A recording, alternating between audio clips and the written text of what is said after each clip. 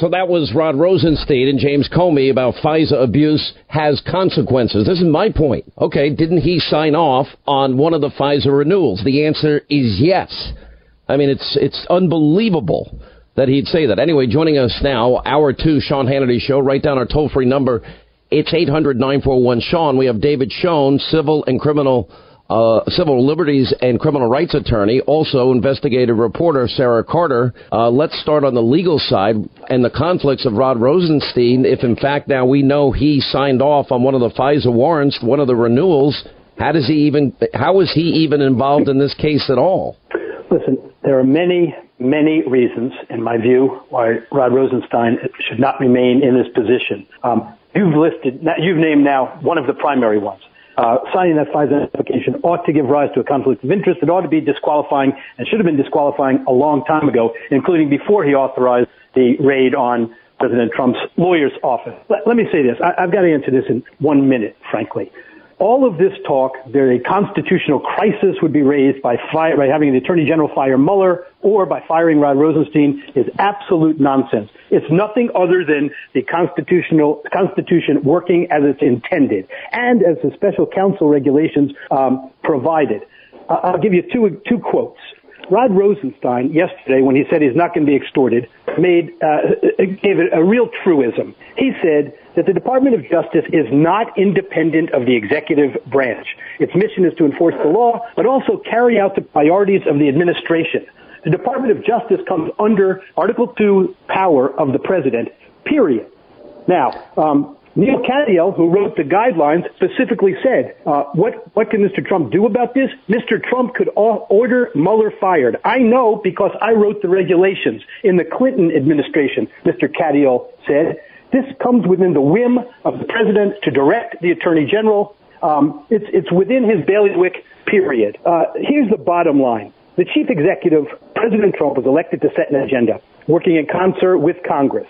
The AG, the deputy AG, the FBI director, they all work at his pleasure once they're appointed and confirmed. That's the Constitution working. If he wants to appoint a new one every day, fire one and appoint a new one, he could do that. And if people don't like it, you know what they can do? They can vote him out next time. But for now, he was voted in. And so we don't pervert the justice system and the special counsel role to achieve a different election result. I understand many people oppose substantive agenda the president has. There are ways for them to have their voices heard, but let's get on to the business of the country, not perverting the special counsel role and the justice system. Rod Rosenstein ought to go. This person ought to be put in place to serve properly in that place, to regulate this run-amok investigation, and to provide the proper guidance and direction that it should have, period. And we can't ignore the fact that what eventually became the Nunes memo, Sara Carter, only happened after they waited till the last minute. Every single document that has been subpoenaed, it's always the last minute, and the person that ran the interference up to the last hour was Rod Rosenstein. That means we wouldn't have known about all the FISA abuses if he had his way and Paul Ryan had capitulated. If it wasn't for Nunes and others, the House Judiciary Committee and the other committees threatening contempt, we would never see those documents. We would never see them because they stonewalled, they lollygagged, they did everything they could, and they're still doing it so that the American public is not aware of what's going on. And that's what they're doing. And David Schoen is absolutely right. I've talked to a number of attorneys on this. I mean, look, the president has every authority under Article 2 of the Constitution. He also has executive privilege. And another thing, the questions that Mueller apparently would ask that was leaked to the New York Times, those particular questions, he already has the answers to those questions. This is the President of the United States. The President of the United States should not be called or subpoenaed to answer questions that somebody else can answer. I mean, he's not readily available to do that, and I've talked to a number of attorneys about this. This is his job. His job is to be President of the United States, to take care of the issues that affect us, not to be sitting around answering questions for Robert Mueller, by the way, very open-ended questions that could probably entrap him, because that's why they're so open-ended. They're trying to get a perjury trap or something on the president. No, they already have the answers to these questions. They could go to other people for these questions. He doesn't need to sit there and answer them. And I think that if he does, it would be a grave mistake. Let me go. By the way, go ahead. By the way, it's true. If it weren't for Nunes, we wouldn't be where we are. And I'm going to say it again. If it weren't for Sarah Carter and for Sean Hannity pushing this issue and tenaciously not letting it go, we wouldn't be where we are either. But let me say this. Everyone makes new rules for Donald Trump, and Donald Trump, they say, is so arrogant and he won't comply, etc. Let me say this. Historically, you know what? He's in pretty good company. This issue arose in 1806 with Thomas Jefferson, and Aaron Burr tried to subpoena him. Thomas Jefferson said, listen, this should be a matter for the president to decide. He's too busy. He's doing other things. So does everyone call Thomas Jefferson now arrogant and out of control and he should be thrown out of office? Let's put things in perspective. These things, have a history. Came up with John Adams also. Very frustrating. What do both of you make of this latest delay as it relates to General Flynn, especially in light of all the new developments that now the same issues have now arisen for a lot of other people as it relates to lying to the FBI, not the least of which is former Deputy FBI Director Andrew McCabe and questions surrounding 18 U.S.C. 793 with James Comey and Strzok and Page. Why do they keep delaying the sentencing in the case of Robert Mueller, especially because that was the judge in the Ted Stevens case who actually withheld exculpatory evidence that eventually exonerated Senator Ted Stevens after he lost his seat? What do you think's going on with this? Well, if you're asking me, Sean, I've spoken to a number of sources today about this, and this is certainly taken on a big part of the news today, that they've requested that the sentencing for Michael Flynn be delayed another 2 months. There is talk that the judge is concerned, and all of this new information that has come out. We've known from the beginning. We reported on this early on last year that both of the FBI agents that had interviewed Flynn and Comey addressed this apparently behind closed doors to Congress, although he's trying to say that he didn't do that now. But those stories were out there. Comey addressed this, that those agents did not believe that General Flynn lied. I can tell you, speaking to law enforcement officials and knowing this early on, that they did not believe that Flynn lied. Now, one of those agents, ironically, is Peter Strzok, right? And who has been involved? He was the agent that has been so vehemently anti-Trump. Well, he interviewed Flynn. He interviewed Hillary. I mean, look, I said yesterday, I hope Donald Trump gets the Hillary treatment. And by the Hillary treatment, let's have somebody that is pro-Donald Trump interviewing him. And let's make it off the record. And let's not tape it. And let's exonerate way before we even have the interview. Absolutely. And if all things are equal under the law, if justice is equal, that's exactly how it's going to be. But we see it's not. We see it hasn't been.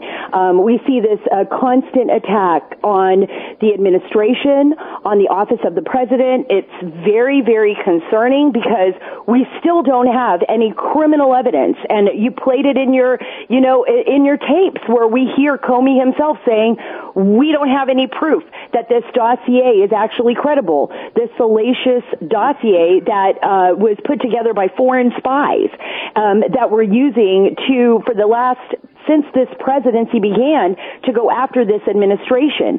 And now we have nobody to check on the special counsel, nobody to check on Rod Rosenstein. Who is there to oversee these people and their investigation? No one. So it appears that they have carte blanche on investigating the President of the United States based on nothing. Unbelievable. Yeah. What about Comey's comment? This was actually in Newsweek. Hillary Clinton deeply respects the rule of law. David, I don't know whether to laugh or to cry, because I guess he has to say that, but considering he exonerated before investigating, right? That's right. Look, I don't know that anybody's in a better position than you to document the potential crimes, let's say, that could apply in her situation. So it's absurd. I mean, this book tour is absurd in the first place, but some of the things coming out of there, but some of them are telling also, by the way. When you have Mr. Comey telling the media at his book tour how he would prosecute President Trump, First of all, how inappropriate that is, coming from the position he came from, and coming from the idea that we still have an investigation going on here, in which President been told he's not a target. But beyond that, if you listen to what he said is basically he would prosecute him to set him up in a trap for obstruction or something like that, and that's how he would couch the questions.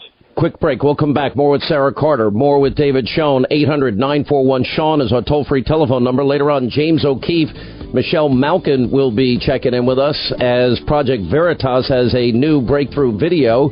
Much more as we continue. And as we continue with civil liberties and criminal defense attorney David Schoen, investigative reporter Sarah Carter, also a Fox News contributor, I keep hearing that there is blockbuster information within the latest request that I guess we have a deadline of Thursday of Devin Nunes specifically about Rod Rosenstein. What do we know, Sarah Carter? Well, we're waiting. It should be interesting to see. You know, everybody on the Hill has been very quiet about what is expected. Thursday is the deadline, and I think Rod Rosenstein is going to have a lot of explaining to do when it comes out. Look, right now, all we know is that there's a lot of documentation that's still out there, not even just on Rod Rosenstein, but what happened inside the FBI. We have the Inspector General's report that is going to be coming out hopefully very soon. I know everybody's been I keep hearing May 7th. Is that happening, or are they going to delay it yet again? Well, you know, nobody has the exact answer because the Inspector General, Michael Horowitz, has been keeping that very close hold. He did wait, remember, until Comey went forward with his book to release his first report. That was on McCabe.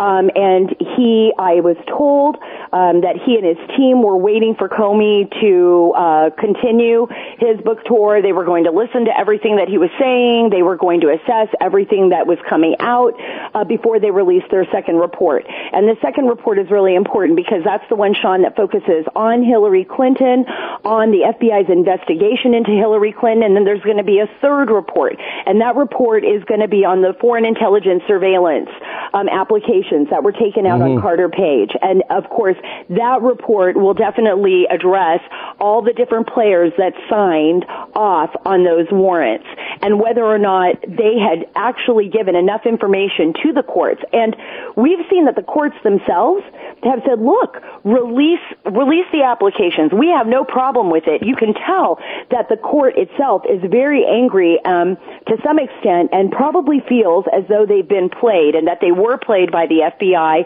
and these other folks, you know, involved in the investigation. So we have a number of reports still on their way out from the Inspector General, a number of documents that are still expected from the House Intelligence Committee as well as the Judiciary Committee. All right, we're going to have to let you go. David, we just ran out of time this segment, but I thank you both for everything you're doing. Sarah Carter, David Schoen, and it gets more tense every day.